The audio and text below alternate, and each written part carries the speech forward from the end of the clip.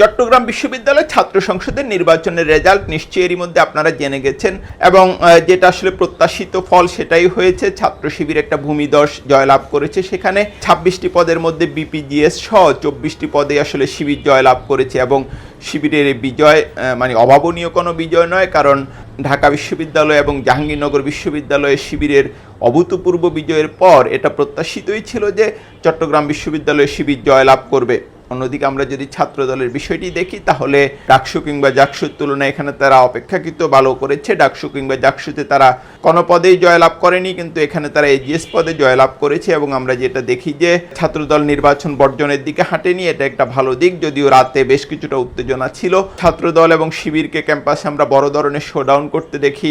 শিক্ষক অবরুদ্ধ করে রাখার ঘটনাও ঘটিয়েছে ছাত্রদল এবং কেন যেন তারা শাহবাগও বিক্ষোভ করেছে সেটা অবশ্য আমি পুরোপুরি পরিষ্কার নই। কিন্তু যেটা বলছিলাম যে ছাত্র শিবির ক্রমশ অপ্রতিরোধ্য একটি ছাত্র সংগঠনে পরিণত হচ্ছে নির্বাচনী রাজনীতিতে। ঢাকা বিশ্ববিদ্যালয় কিংবা জাহাঙ্গীরনগর বিশ্ববিদ্যালয়ে তারা এত বড় জয়লাভ করবে সেটা কেউ ভাবেনি, সেটা তারা করে দেখিয়েছে বা শিক্ষার্থীরা তাদেরকে সে জয় উপহার দিয়েছে। এখন আমরা যেটা দেখছি যে চট্টগ্রাম বিশ্ববিদ্যালয়ে এসে তারা হ্যাট্রিক জয়লাভ করলো এবং রাজশাহী বিশ্ববিদ্যালয়ে আজ নির্বাচন, সেখানেও বেশিরভাগ মানুষই ধারণা করছেন যে ছাত্র শিবির জয়লাভ করতে পারে। ছাত্র শিবিরের এই যে একটা বিপুল বিজয় কিংবা অপ্রতিরোধ্য বিজয়, এটা আসলে বাংলাদেশের রাজনীতির জন্য খুব সম্ভবত একটা নতুন সময়ের নতুন দিনের ইঙ্গিত দেয়। চট্টগ্রাম বিশ্ববিদ্যালয়ের কথা যদি আমরা দেখি, সেখানে ছাত্র শিবিরের একটা শক্ত অবস্থান সবসময় ছিল।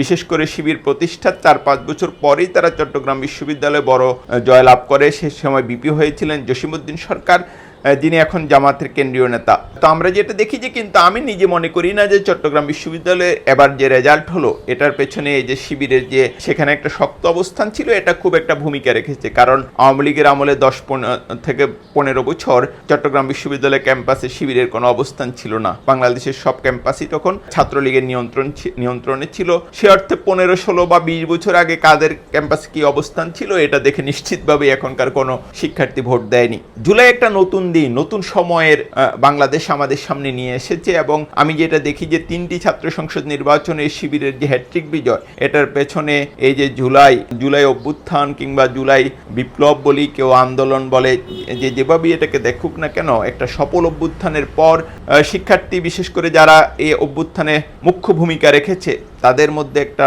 নতুন স্বপ্ন, নতুন দিনের জাগরণ তৈরি হয়েছে এবং তারা যেটা মনে করছে যে ছাত্র শিবির তাদের সেই স্বপ্নটা, সেই জাগরণটা ধরতে সক্ষম হয়েছে। এই কারণেই আমার ধারণা শিক্ষার্থীরা এভাবে শিবিরকে বিপুল বিজয়ী করছে। অন্যদিকে শিবিরের একটা দিক যেটা তাদের যে সামাজিক কার্যক্রম, সেটা আমরা যেটা দেখছি যে দীর্ঘদিন ধরে তারা করে যাচ্ছে। শিক্ষার্থীদের নানাভাবে সাহায্য সহযোগিতা, বিশেষ করে তাদের শিক্ষাক্ষেত্রে পাশে থাকছে, এটা নির্বাচনী রাজনীতিতে একটা ভূমিকা রাখছে। আরেকটা যেটা আমি বলবো যে বাংলাদেশে যে মুক্তিযুদ্ধের পক্ষ বিপক্ষের শক্তির যে রাজনীতি, সেটা যার চলবে না।